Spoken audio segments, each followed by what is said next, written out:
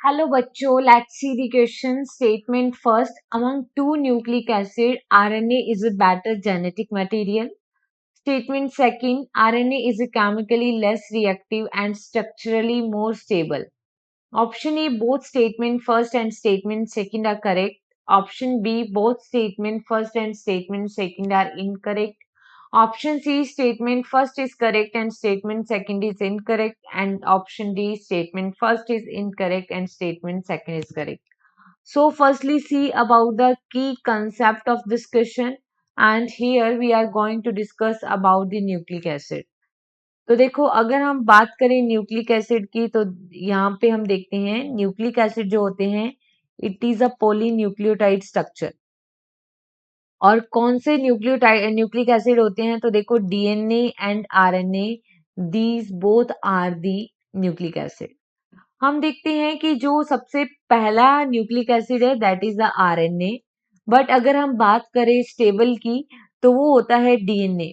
DNA is better than RNA. अब वो DNA RNA से कैसे बेटर है तो हम देखते हैं कि डीएनए में जो नाइट्रोजन बेस होता है वो थायमिन होता है और आरएनए में थायमिन की जगह पे क्या पाया जाता है, uracil.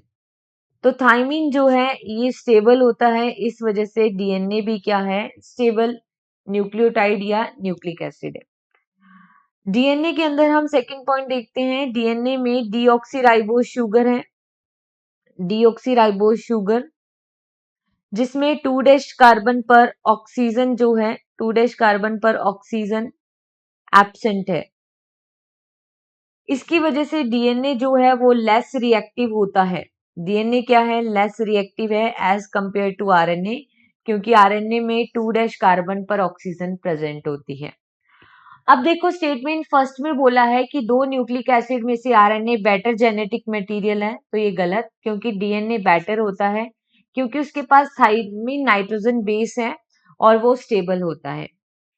RNA chemically less reactive है, नहीं, आरएनए के पास 2' कार्बन पर ऑक्सीजन है। आरएनए में जो पेंटोज शुगर होती है उस पेंटोज शुगर में 2' कार्बन पर ऑक्सीजन प्रेजेंट है और इस ऑक्सीजन के प्रेजेंट होने की वजह से इट इज हाईली रिएक्टिव। ये क्या होता है, हाईली रिएक्टिव है। तो ये स्टेटमेंट भी क्या हो गया, इनकरेक्ट हो गया।